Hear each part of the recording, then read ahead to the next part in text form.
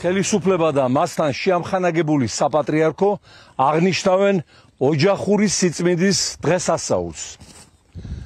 ალბათ ავიწყდებათ, რომ ოჯახური სიწმინდე სულიერი სიმაღლე იწვრთობოდა ტაძრებში, ეკლესიებში და უპირველესად აგერ დავით გარეჯის მიტაცებულ კომპლექსში, რომელიც ბიძინა ივანიშვილმა გადაუცვალა მილიარდიან ნავთობ ინტერესებში ილხამ ალიევს, რომლის ჟარებიც აგერ ჩიჩხიტურის კოშკიდან უდაბნოს მონასტრამდე შემოჭრილი არიან საქართველოს ტერიტორიაზე, ოკუპირებული აქვთ სუვერენული ქვეყნის სივრცე და უფრო მეტიც აი მაღალ მთას, აგერ ჩანს თუ არა კადრში არ ვიცი, ილხამ ალიევის სახელი ეწოდა, ხოლო დავით გარეჯს შეეცვალა კეჩიკი დაღათ სახელწოდება.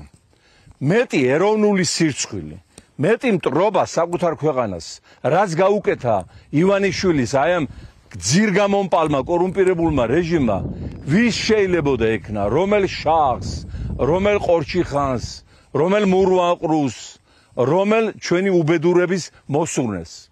აი ეს ყველაფერი დღეს სამწუხარო რეალობა და დღეს ჩვენ ეგრეთ წოდებულმა ჩვენმა მესაზღვრებმა არ მოგცეს იქ ჩართვის და გადაღების უფლება.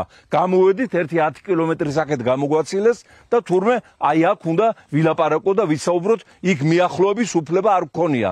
გარდა იმისა, რომ არც ღდლებს უშვებენ, არც მრევლს, არც ტურისტებს და აღარავის. ანუ კლასიკურად ოკუპირებული სივრცეა და ზეიმობენ ახლა იქ ოჯახური სიწმინდის დღეს. საპატრიარქო შეამხანაგებული ხელისუფლებასთან ოლიგარქიული რეჟიმი და მოსკოვზე მეოცნებე ქართველი ეროვნულები. აი რა დონემდე აქ ჩამოსულიყვნენ, აქ გაემართათ მიტინგი, აქ ჩაეტარებინათ ოჯახური სიწმინდისა სულიერების და ტერიტორიული მთლიანობის დღესასწაული. აი ესეთი გადაბრუნებული ღირებულებები მოგვახვია თავზე მთელს ქვეყანას, აი ამ ტვინით გადაბრუნებულმა მტერმა.